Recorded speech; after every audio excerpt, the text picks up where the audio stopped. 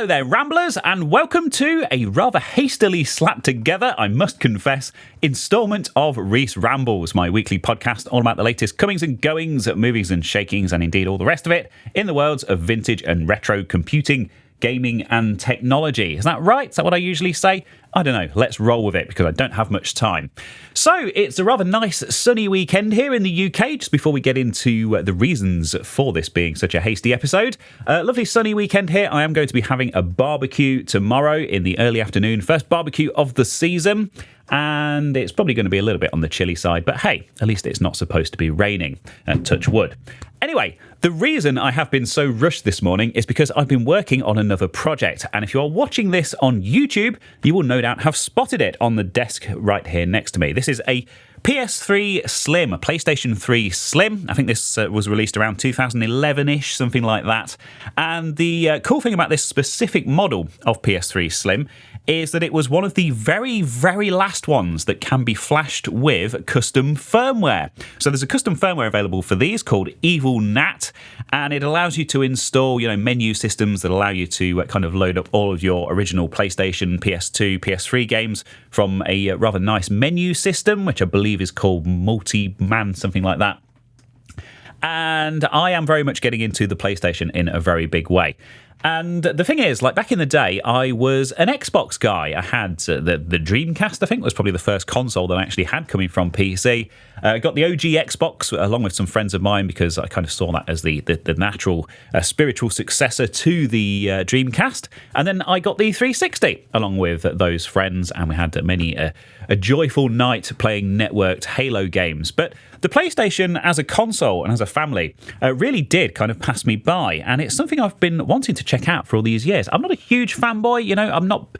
I never was anti-Sony or anti-PlayStation. It's just I happened to go down the Xbox route, and I think I missed out on some really cool games. So it'd be nice to go back and revisit those.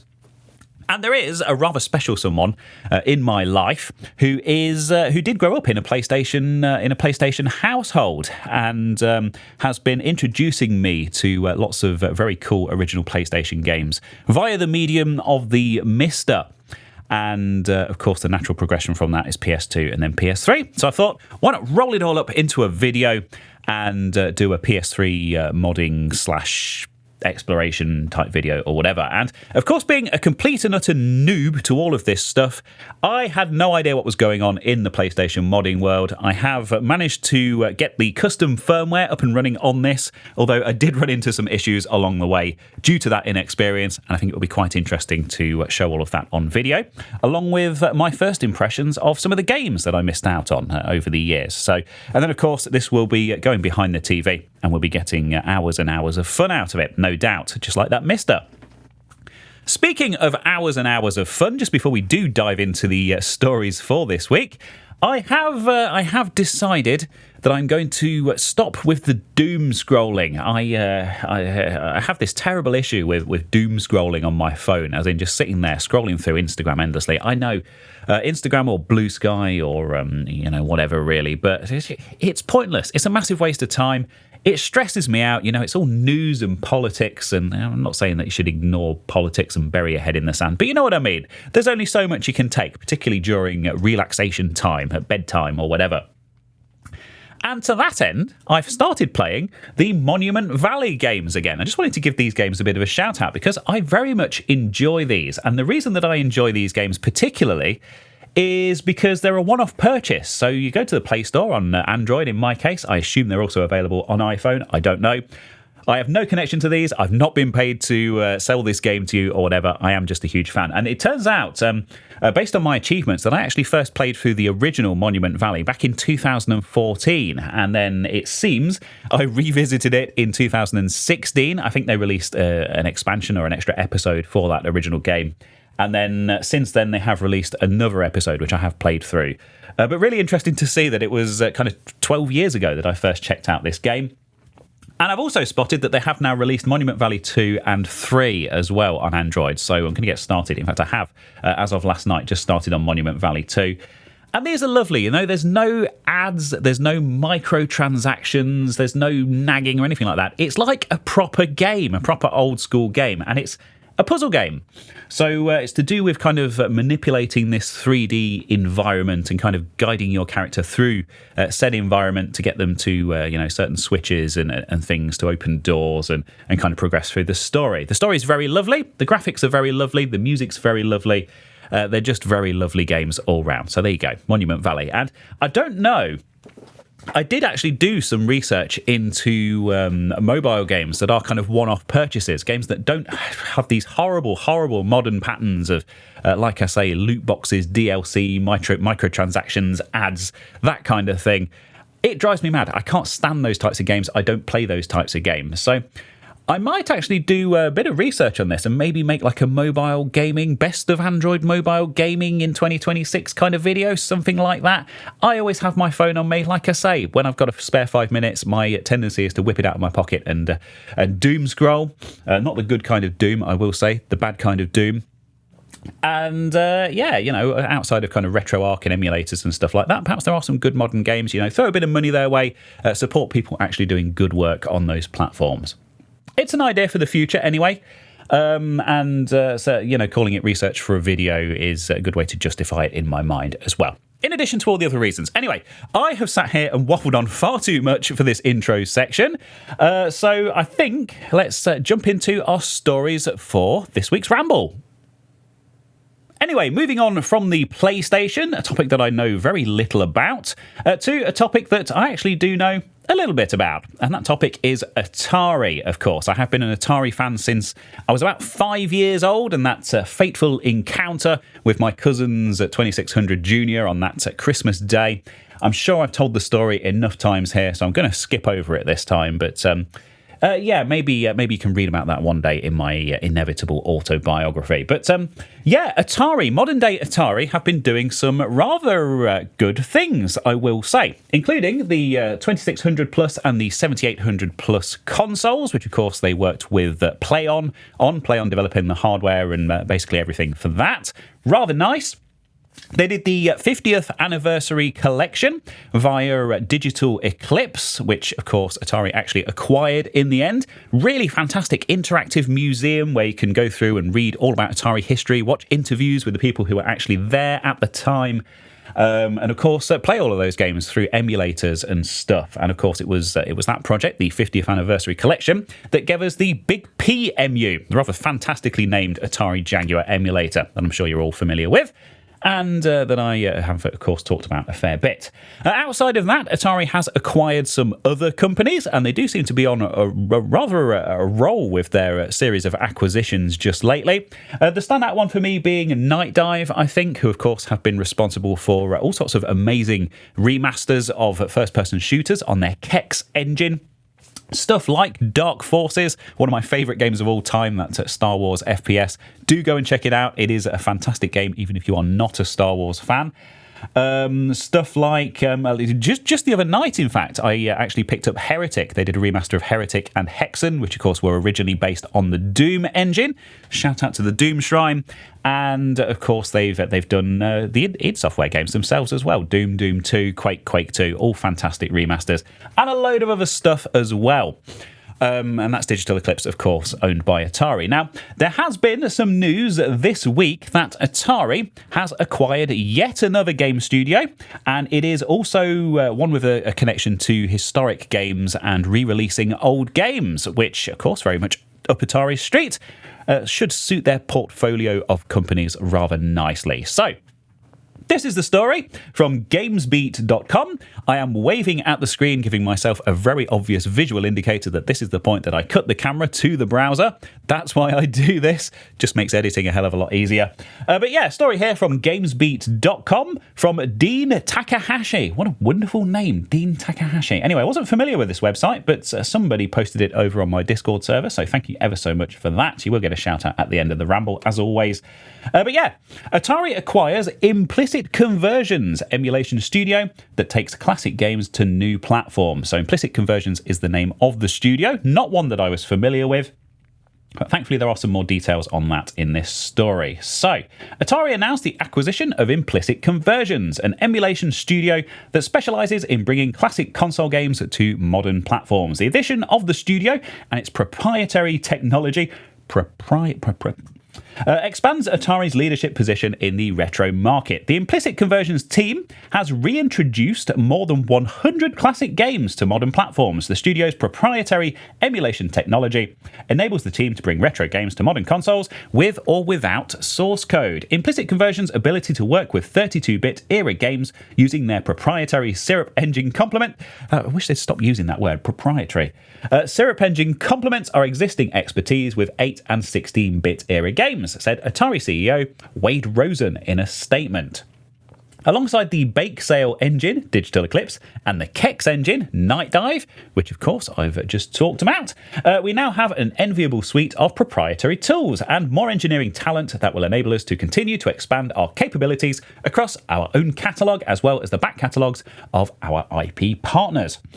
Alongside a well-earned reputation for treating retro IP with care and respect, Atari has built a growing business, leveraging expertise in emulation, porting, publishing, and distribution. The company said Implicit Conversions, Atari, and their amazing studios have a shared passion for retro games and a shared belief that accessibility is the cornerstone of preservation, said Implicit Conversions co-founder Robin Lavallee in a statement. What a name. So many good names in this story. We look forward to sharing our expertise and introducing even more important classic titles to new audiences. When you combine our large portfolio of owned IP and our strong relationships with major IP holders, we have a lot of opportunity in front of us, said Rosen. We look forward to working with even more owners of classic IP to fully take advantage of these exciting technologies. That's the press release. I must say, being completely and utterly unprepared as I am for this ramble, I'm actually not familiar with Implicit Conversions' work. So let's click through to their website and see what it is they actually get up to. So some of the games that they have been responsible for porting to modern platforms. The Rayman port, there we go, back onto the PlayStation. We've come full circle already. Porting the original PlayStation version of Rayman to the PS5, the Switch, the Xbox Series and Steam. And that is going to be released in June 2026, so in just over a month's time. That's very exciting. I do love the Rayman games, so cool to see that there's going to be a proper port to modern platforms. We've got, what's this? A 70s robot anime Jeppy X. That looks like a PlayStation game. We've got Fear Effect 2. We've got Milano's Odd Job Collection. What's that? I have no idea. Fighting Force, a classic series of games. They're porting those to modern platforms. That's already out. Mortal Kombat. We've got Micro Mages, PS4 and PS5. Fear Effect games. Oh, that's just looping round. Okay, well, that explains that. Yeah, so some quite big names there, obviously focusing on PlayStation games specifically by the looks of it. Obviously, that press release mentioned hundreds of games. It looks like there's only quite a short portfolio mentioned on their website. But yeah, looks like a very reputable company. Looks like they have some excellent ports under their belt already to these modern platforms. And as mentioned by Mr. Rosen himself, the CEO of Atari, of course, they have the Digital Eclipse platform, which covers all of the 8 and 16-bit stuff, alongside the Night Dive stuff, which of course very similar era, 90s, but kind of more on the PC side, first-person shooters, that kind of thing. And now they also have this as part of their portfolio, these original PlayStation games and a few others being ported to modern platforms as well. So Atari building up quite the impressive platform, quite good coverage of all sorts of different eras and all sorts of different genres of games, and I think another rather smart move as far as modern day Atari is concerned. So going from strength to strength, yeah, what a great story. Atari acquires Implicit Conversions. I've just realised that for the first couple of items in this week's Ramble, I was actually sat side on to the camera rather awkwardly. So apologies for that. The reason for that is I had a load of stuff set up on the desk that I was filming just before I very hastily had to get set up to do this, to do with this PlayStation project. And believe it or not, despite the sheer size of this studio and the size of the other two storage rooms that I have next door, the place I decided to dump all of that stuff from the desk was actually directly under my feet. So I am quite awkwardly wedged in here for this week's Ramble. Just a bit of behind the scenes for you there. But anyway, the show must go on, and we're going to go from Atari to Commodore next. Of course, Atari's big rivals back in the day, back in the 80s and the 90s. Still a big rivalry in some people's minds, the Atari ST and the Amiga. But as far as I'm concerned, it's all good. I like to cover everything here and give everything a bit of a fair shot, and it's very interesting what's been going on with the newly relaunched Commodore, of course, headed up by Mr. Perifractic himself, Christian Simpson, I believe his name is, from that YouTube channel, a British YouTuber living over in LA. And, a bit of a old school guy. He's been doing this for quite a few years now, got quite a big following, and very charismatic, very much the kind of the face of the newly reborn Commodore. And he's also got a load of ex-Commodore people on board as well, all sorts of big names. I'm not going to attempt to name here because I'm not from that world and I will inevitably mess it up. And also, of course, another company in Italy who believe they have the rights to the Commodore name have also been suing them. And this is all stuff that has been covered in Reese Rambles, of course, in the past. Now, something that came up a couple of weeks ago when I was actually away, so I didn't cover it at the time. But this is a development to do with the Commodore 64 Ultimate, which is the new product that the newly reborn Commodore have just released, and is getting into the hands of the people who've backed it, and has some rather excellent feedback. Of course, this was based on some existing community projects. There was an existing replacement case, an existing replacement motherboard, an existing replacement keyboard, I believe, a mechanical keyboard. And they basically brought all of those projects together under one roof, turned it into an official Commodore thing, and started selling it as a product. And it's gone down very, very well with the community, which is always great to see. But there has been some drama over the past few weeks relating to the Commodore 64 Ultimate. And it started on April the 13th with this release of the new firmware for the Commodore 64 Ultimate. Of course, this is an FPGA-based system. You can update the firmware in that, and there have been some third-party firmwares and things, some unofficial modifications and things to that system, which is very, very common in the FPGA world, of course. But Commodore caused a bit of a stir when they released this 1.1 firmware, because there was a bit of a note saying that this would actually include some kind of verification process, that they were going to be locking down the FPGA, essentially, to stop people installing unofficial firmwares on the system, or at least that's how it read at the time. And it was quite big news at the time, a couple of weeks ago. So if it has passed you by somehow, this 1.1 firmware, I should just mention this, has added USB mouse support. There is now the LED controller features a music detect mode. So, of course, the keyboard and the case have LEDs. They have RGB lighting built in, depending on which version you have of the C64 Ultimate. And now you can use it as a kind of music visualizer, which is quite cool. It can flash in time with the music. And they've also added a left arrow, which apparently is important to help people navigate the menus more easily. I don't know. I don't have a Commodore 64 Ultimate, so I don't know how it works. But the big news here was that they were adding this firmware, this firmware checking step to the update, which was potentially going to block future firmwares. Massive outcry in the community. Of course, this is built on some projects, and of course, a community of tinkerers and modifiers and people who bought the hardware on the understanding that they would own it and be allowed to do whatever they wanted with it.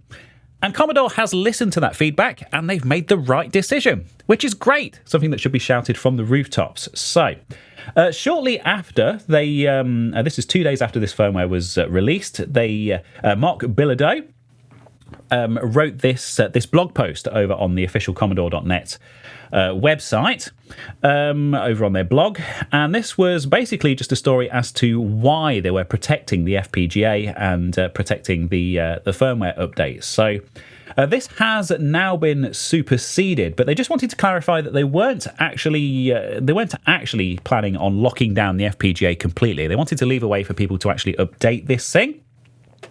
And there is also a third-party modification called Spiffy, and they have also given them a bit of a shout-out, and they have talked about how this kind of patches the firmware and it doesn't completely replace all of the underlying system and stuff at a very low kind of system level, which is what they were trying to protect against. So actually, they had nothing against this project at all either. So that's good. And it does talk a little bit about, well, should we just go with their own words, shall we? So the FPGA board at the heart of the Commodore 64 Ultimate was designed by Gideon Zweitzer, who first developed and sold his own version, the Ultimate 64, and which is used by countless enthusiasts worldwide. Gideon is an important member of the Commodore team, serving as a systems architect and overseeing the ongoing development of the Commodore 64 Ultimate, including the update we just released. It's not about creating a walled garden, locking the FPGA, or stopping the community from experimenting with their own machines. It's simply and primarily about two projects that share a common origin, but are forking down different paths. So the implication here being that the C64 Ultimate, the official version, and the original version upon which it was based were going to go down different paths. The official product was going to be locked down. The original version was not going to be, and the guy who developed it also works for Commodore, and it was all very complicated. But that's all in the past now. So let's go to the very latest blog post and give you the actual update on what is actually happening, the current state of things. And this came out 14 hours ago. So this is hot off the press. And their new official stance going forward now, disregarding all the stuff that I've just said, is your hardware, your choice, confirming our approach to firmware protection. So this finally clears up all of the stuff that's been going on over the past couple of weeks. Hi community, 2 weeks ago we announced that in a future update we would be introducing firmware verification to ensure that only official Commodore firmware could be installed on your machine. We made this decision with the very best of intentions to protect users from unintentionally bricking their devices. But this era of Commodore was born out of a community that values freedom of choice the most, and this plan, whilst then still in the process of being formed, ran counter to that value. So let me say the following clearly, succinctly and unequivocally. We will not prevent you from installing other firmware on your Commodore 64 Ultimate. Yes, we still have concerns about people bricking their Ultimates by installing the wrong firmware. Yes, we still worry about the impact of return and replacement requests that result, but that's ultimately an us problem, not a you problem. Instead, we will present a clear disclaimer that community-installed firmware, patches or other modifications are used at the owner's risk, and Commodore cannot provide free support, free warranty service, or free replacement for units bricked or damaged as a result. We hope you'll agree that's a fair balance. Thanks to everyone for sharing their ideas, opinions, and concerns, and by speaking up, you enable us to engage in dialogue, yada, yada, yada. What a roller coaster ride over the past couple of weeks. So, the solution that they've settled on, which I'm very much on board with, is that you can install whatever you like on your Commodore 64 Ultimate, any kind of FPGA cores or firmwares or whatever else, but it will be logged, it will be detected, it will be traceable, and if you break your Commodore 64 as a result and you try to send it back to them for a repair under warranty, it will not be covered. So there you go. That clears all of that up, and I think that sounds pretty reasonable. Cool, we're rattling through and ticking off all of the boxes this week, aren't we, in rapid succession. Excellent work. So, from Atari to Commodore, and now Nintendo.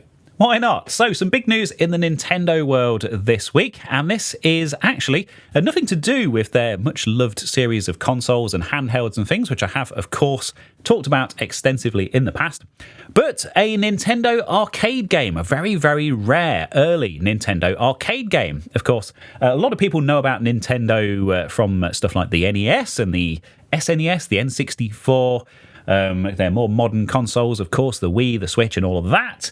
The DS, the Game Boy, all fantastic things, and are very much known and loved in the home gaming market. But one aspect of Nintendo that perhaps more casual gamers might not be familiar with is their arcade history. And indeed, over the years, Nintendo has actually released some very, very impressive arcade games.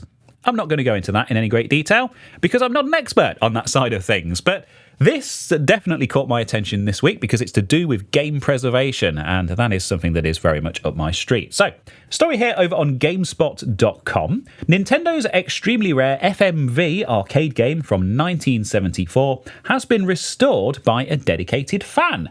We talked to Callan Brown about restoring Wild Gunman 74 from nothing more than documents and film reels. Now, FMV games. I'm just going to talk a little bit about FMV games for a second because FMV, full motion video, of course, and perhaps best remembered from kind of the early multimedia era, as we would call it, like the early 90s. Stuff like the Sega CD, things like that.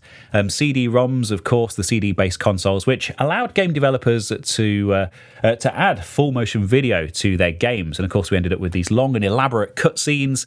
Stuff like Dragon's Lair in the arcade, of course, that was Laserdisc-based, which tried to incorporate that video into the gameplay. It was basically a way, before we had this kind of high-end graphics hardware that we have now, of incorporating much more impressive animation techniques and things into games, which wouldn't have been possible using kind of the pure rendering hardware of the time.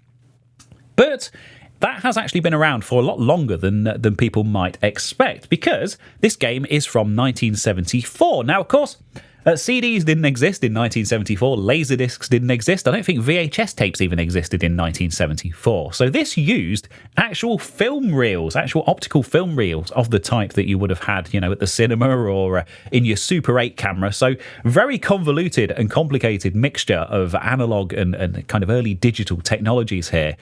And perhaps understandably, not really any of these machines have been preserved. So trying to bring this thing back from the dead has been quite the undertaking. And there is a rather interesting video to go along with this.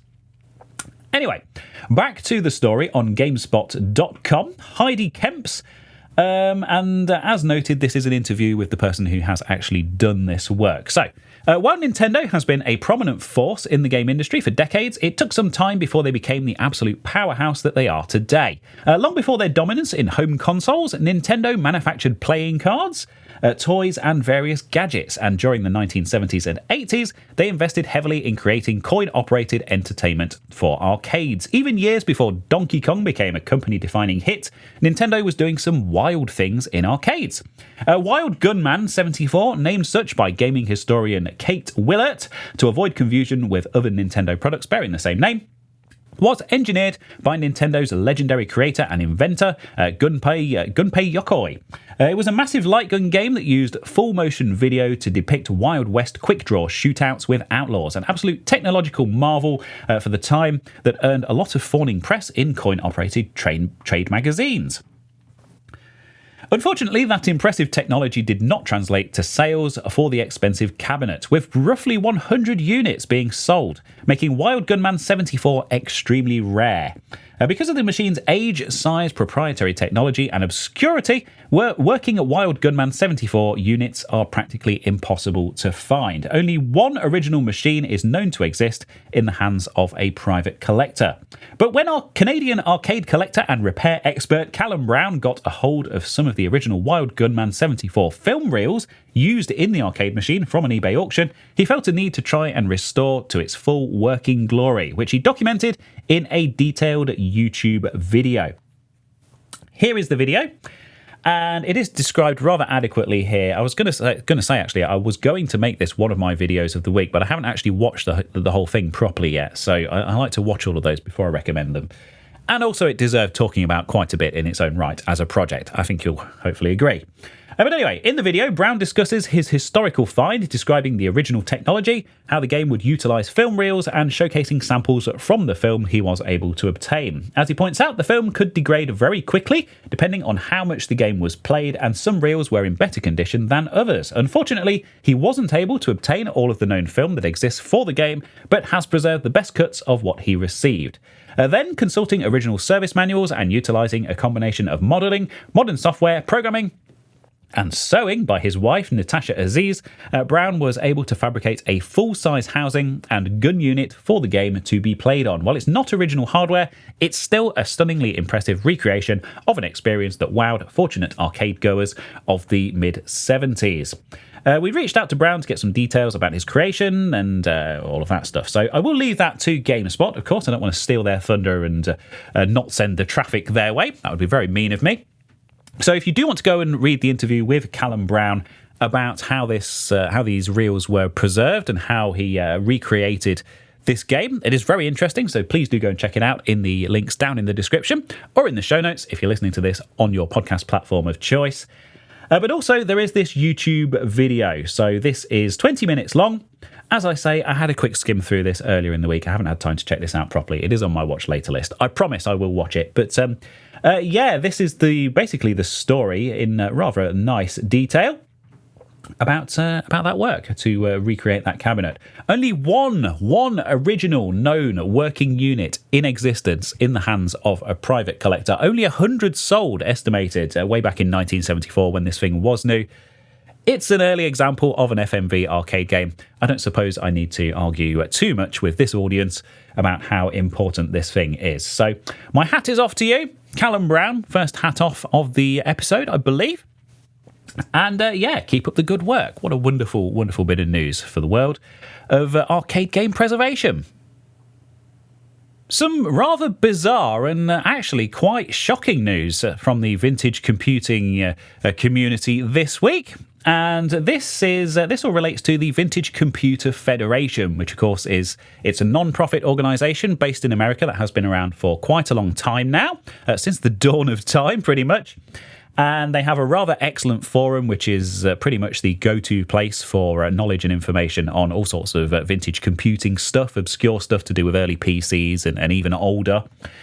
And they are perhaps best known for their shows, the VCF shows, which of course are held all over America multiple times a year. Really, really big shows. You've probably seen the coverage on LGR's channel. Of course, Clint is a regular at all of those, both as an exhibitor and a speaker. And also as a vlogger. Of course, he gets his brother to help him to kind of record those events and things and puts together some rather interesting videos on those. But something I've never really made my way to. I've been meaning to go to one of these events at some point. Of course, there have been attempts at European VCF events and UK VCF events. Don't really know much about those. I need to look into that. But of course, where it all started and where it is at its biggest is, of course, in America.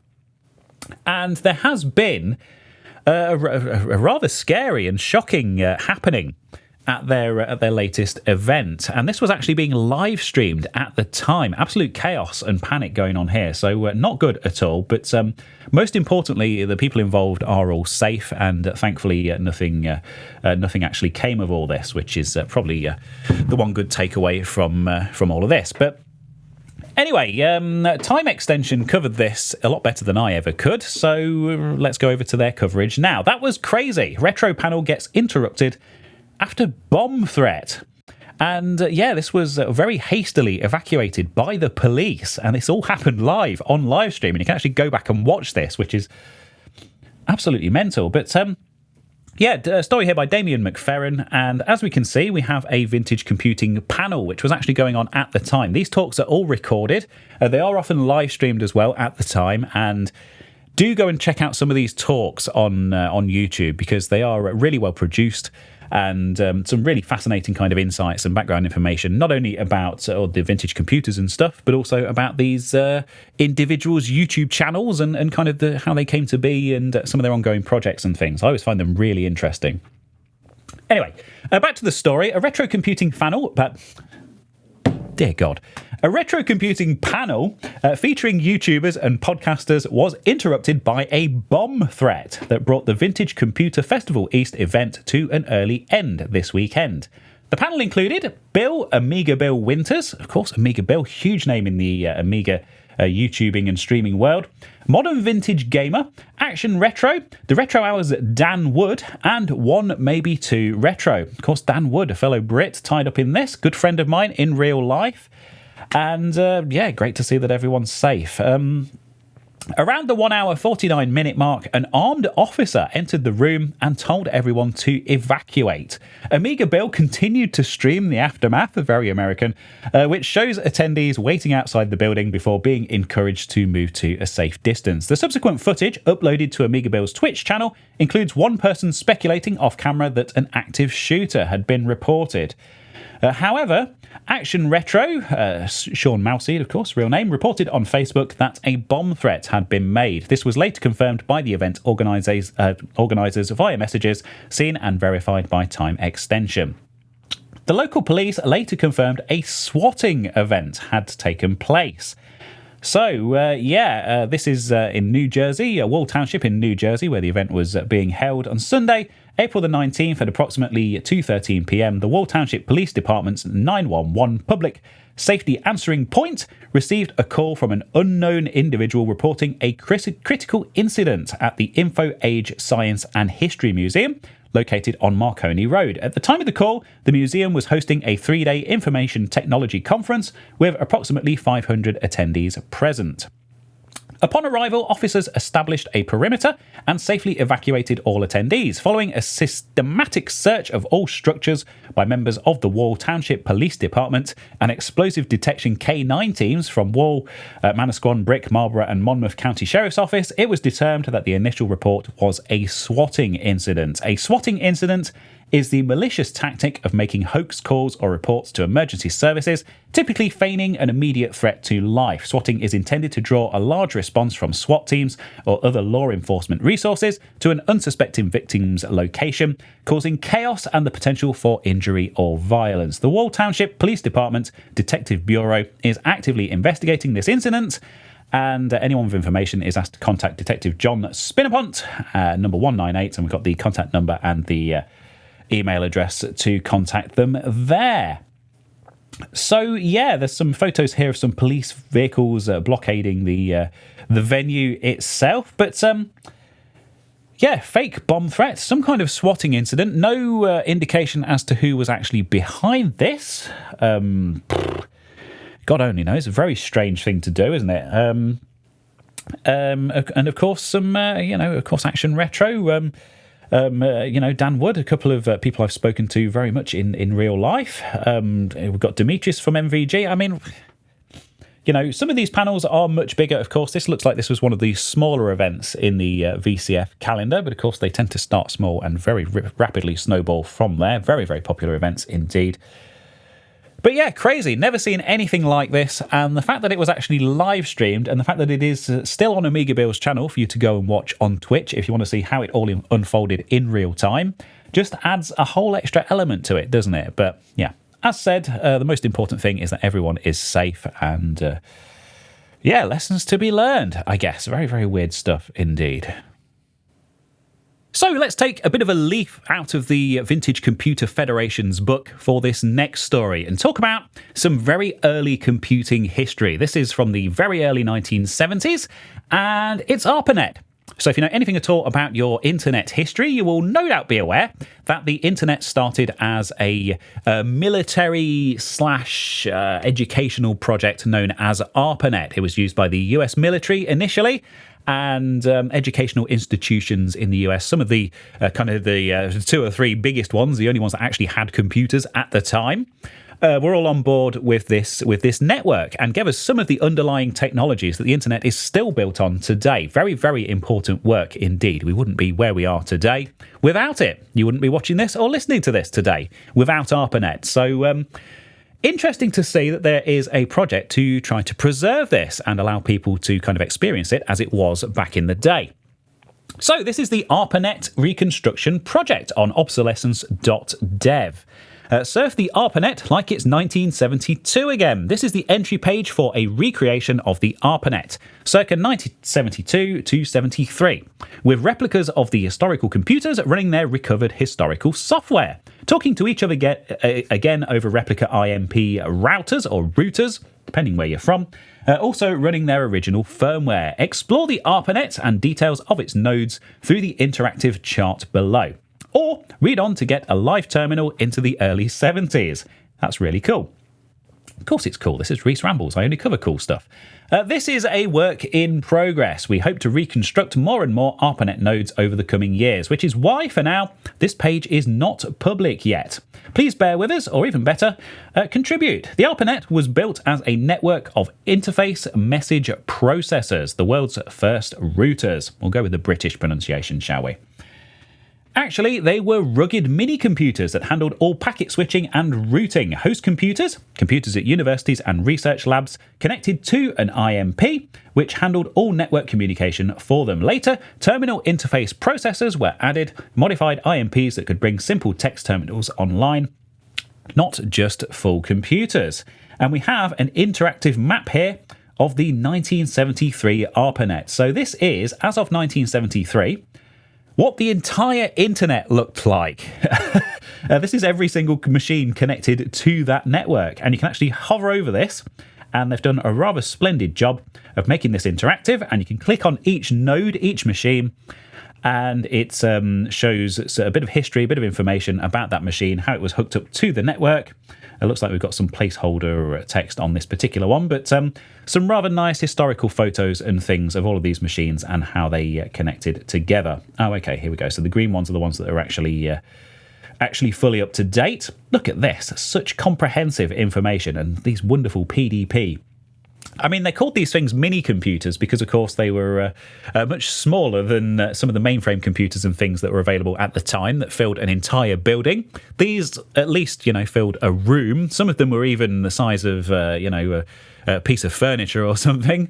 So when we're talking about mini computers, we're not talking about, stuff that fits in the palm of your hand, I guess. Anyway, this is fantastic stuff. I love this. So, the 1972 ARPANET ball. The ARPANET, at first, not many people cared. The breakthrough came at the 1972 ICCC convention, known as the ARPANET ball. Attendees could get online and were given a booklet with scenarios to try out for themselves. No exaggeration, at the ARPANET ball, the consequences of internetworking suddenly became clear. After the event, it was widely understood that this would change the world. That helped the ARPANET grow explosively in its early years. Click below for an animation, or you can read more here and here. And we've got some actual video footage of some of this hardware in operation, and also an original letter about that conference that launched and kind of popularised the ARPANET. We've got some terminals here, some virtual terminals as per that 1972 convention, which you can actually click on, and you can log into the ARPANET yourself and have a poke around. And also there are some ways to actually connect to it yourself if you own some of this original hardware, or indeed using an emulator or whatever. It's a very, very comprehensive project. This would make an excellent basis for a video, I will say. I wonder if anyone's covered this on YouTube yet. I must admit, I haven't looked into this. Very much before my time, very much not my era, but fantastic. This is such a great project to preserve some of the internet's earliest history. Of course, back in 1972, ARPANET had only been a thing for a couple of years at that point. And great to see all of this original hardware, all of these PDP mini computers and things actually thoroughly documented as well as some of the original, documentation and correspondence and stuff from that early event that actually launched this thing to the world. So really, really interesting website. This is absolutely fascinating. This will, of course, be linked down in the description and also in the show notes as well if you are listening to this on your podcast platform of choice. The ARPANET Reconstruction Project. Great.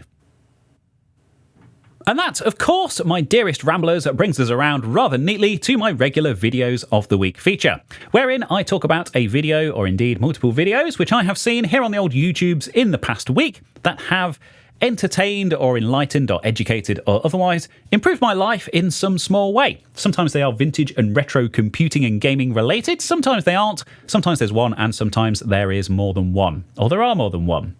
Better grammar there. Well done, Reese. Anyway, I have two videos for you this week. I told you this episode was going to be a bit rough around the edges, didn't I? And one of them is to do with a favourite game series of mine. Unfortunately, we've only had 2 installments in this series, but I am desperately holding out, waiting for a third one at some point from a company that notoriously can't count to 3. And I'm not talking about Half-Life 3. And also a rather interesting bit of history from a very, very long-running YouTuber who I like to send a bit of traffic to occasionally because he's still as good as he always was. Anyway, let's dive straight into this. So, there it is, the old wave again. So, the first video that I want to talk about is this. This is the Portal 2 Community Edition. And what this is, if you remember Portal 2, of course, fantastic first-person puzzle game from Valve back in the day. The original Portal, one of the best games of all time, in my opinion. One of my absolute favourites. Just absolutely perfect, perfect experience. Wonderful story. Really technically impressive at the time. I don't need to rave on too much about Portal, do I? But then, of course, the sequel came out, and it was far, far bigger in scope.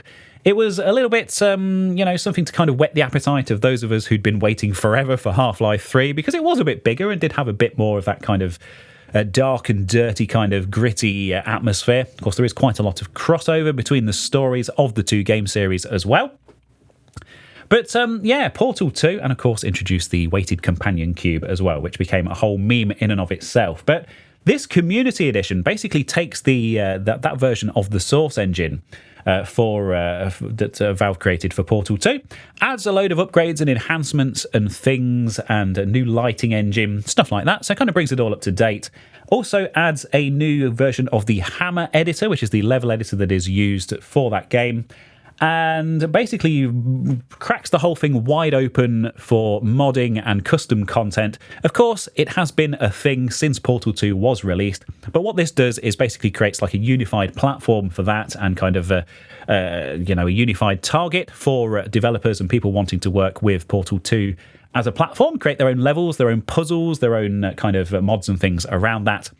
And it brings it all under one roof and creates a very kind of coherent platform, which I think is a fantastic thing for the community. I must admit, I've never gotten into the Portal modding community. I've played the two kind of main releases in that series and called it a day. But I always love projects like this. And of course, Valve have very much been open to modding and community-focused projects like this over the years. Famously, of course, Half-Life was originally created as a mod for Quake 2. I believe, was it on the original Quake engine at first, and then they moved to the Quake 2 engine. And they've always been very, very supportive of the modding community. So I can't see them trying to take this thing down. If anything, they'll probably hire these people and make this an official thing. So, the latest in a long line of wonderful mods and things that are built around Valve's games and Portal 2 Community Edition. It is now officially in open beta. If you're at all interested in creating your own content for Portal 2 or indeed getting involved, just checking out, these new tools and some of these new mods and things, please do go and check that out. But this video is a fantastic introduction to that. Some of the stuff that they've done with the engine visually is very, very nice to see, very nicely polished, of course. It's always been a great engine anyway. And, seemed like a lovely bunch of people. So I thought I would give a bit of a shout out to their project. That is the Portal 2 Community Edition, and that will be linked down below with my videos of the week, as always. Now, my second video is someone I've been watching for the longest time. In fact, this actually started before YouTube was a thing. He used to publish videos on his own website, and it has been a bit of a storied journey since then. But nice to see that our good friend Yahtzee, or Yahtzee if you prefer, from Fully Ramblematic is still going strong. I still do occasionally tune into his videos. I must admit, I don't watch all of his stuff. But yes, a very excitable and somewhat grumpy at times British person. You will no doubt have come across these videos before. Very, very distinctive visual style. Started off as, perhaps most famously in the early days, part of the Escapist magazine, of course. And then Escapist was acquired by some people who didn't seem to handle the company very well at all. Annoyed a lot of their regular contributors and stuff. And they all ended up starting their own company called Second Wind, which of course Yahtzee is very much a big part of. And now producing these videos under the banner of Second Wind. I love what he's doing. Very nice to see this continuity and stuff. You know, one of these early pioneers, like people like Ashens and Angry Video Game Nerd and stuff like that. And just nice to have that continuity, I think. Something very cozy and familiar about it. But this is all about Tengen Games, which was Atari's unofficial spin-off. Back in the days of the NES, back in the early 80s, the Nintendo Entertainment System, of course. And Nintendo included a lockout chip in the NES that basically meant that that only approved developers could release games for it. And it famously called the CIC chip. I should know this. Anyway, and they had some rather bizarre and rather restrictive licensing restrictions on who can actually release games for that console, which was then being paranoid off the back of the Atari 2600 and the video game crash, and that being attributed to low-quality games and stuff like that. I'm sure you probably know that story by now. But, Atari had this unofficial spin-off called Tengen, and they went to the US Patent Office asking for the information on how the lockout chip worked. They cloned the chip and they started to release games, and then basically it all resulted in a big lawsuit and some very interesting legal twists and turns that apparently led to some of the legal protections that we have for things like emulators and reverse engineering efforts today. So very much set a legal precedent for that. So really interesting story. Very, very important part of gaming history. Very well told, and also from a channel who has been doing this for donkey's years, since the beginning of video on the internet. So yeah, all of that, the perfect storm for a video of the week. I enjoyed watching this. I enjoy watching a lot of his other stuff as well. And I think you'll find it to be a very interesting story. Quite a short video. It's only 7 minutes and 7 seconds. That is Second Wind, Atari versus Nintendo, The Curse of the Rabbit. And you'll see where the rabbit fits into all of this if you actually go and watch the video. Yeah, that's video of the week number 2. Of course, number 1 was Portal 2 Community Edition, out now. It's another short one, 7 minutes and 25 seconds. And you will find both of those linked down below in the description if you're watching this on YouTube, say it along with me at home, or in the show notes if you are watching this on your podcast platform of choice. But that's all I have for you for this week's Ramble. I see I now have but a couple of minutes to get this sorted out, so that is perfect timing indeed on my part, and it means you lovely people also get a Ramble this week, so it's all good, all round. I just want to say a very quick thank you, of course, to my Discord community members, Technic, Sozzled, Katrina, Analog Sheep, Hardly Vorgan, and Manemo. I know that you are in the UK this week visiting the cave, and unfortunately I am busy this weekend, so I can't pop down and see you in person, unfortunately, but I'd just like to extend a warm welcome to the UK, to our good German friend there. This podcast goes out every single week at 2 minutes to midnight on my second YouTube channel, youtube.com/Rees Rambles. My goodness, it's all falling apart now, isn't it? And also on various podcast platforms, starting with Spotify and then getting pushed out from there to the Apple one. The Google one doesn't exist anymore, and a load of others that I haven't even heard of. So do tune in every week. Thank you ever so much for joining me. Of course, if you want to know any more about anything that I've talked about in this week's Ramble, do check out the links down below.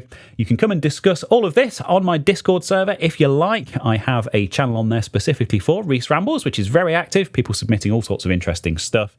I haven't covered everything that has been submitted this week. I do apologise. I will try to get to it next week, but if nothing else, if you want some more interesting stories to go and read up on, you can pop over and check those out. That's all I have for you for this week's Ramble. Thank you ever so much once more for joining me.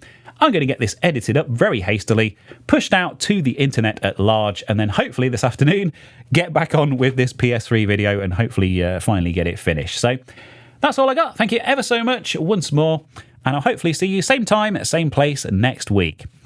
Bye.